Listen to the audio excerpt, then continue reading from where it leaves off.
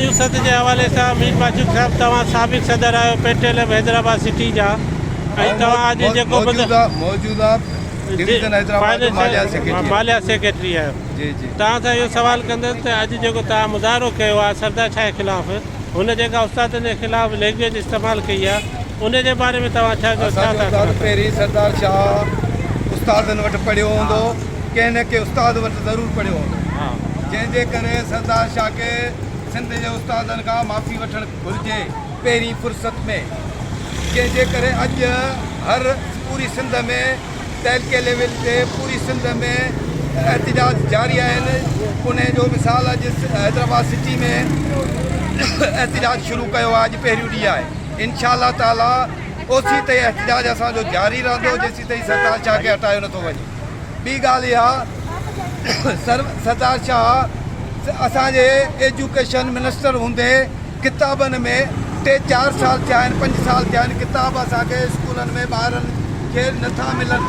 हींअर हिन साल बि अञा ताईं कंहिंखे किताब न मिलिया आहिनि। ॿियो इहो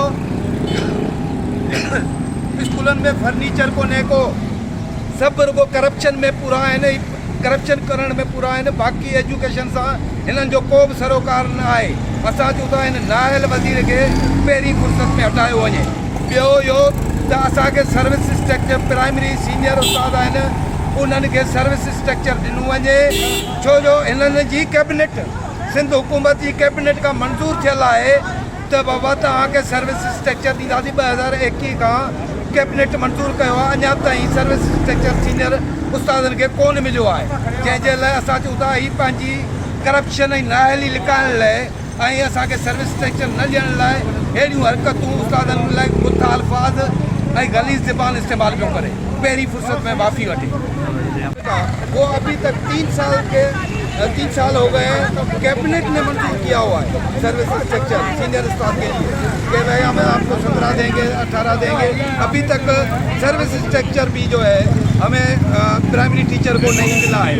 इसलिए आज पूरी सिंध में तालके में जैसे हम सिटी में तो सिटी में हम एहतजाज कर रहे हैं। हर तालके लेवल में पूरी सिंध में एहतजाज सरदार के शाह के खिलाफ हो रहा है क्योंकि करप्ट ये वजीर है और करप्शन करके अपने जेबें तो भर लेते हैं ये लोग।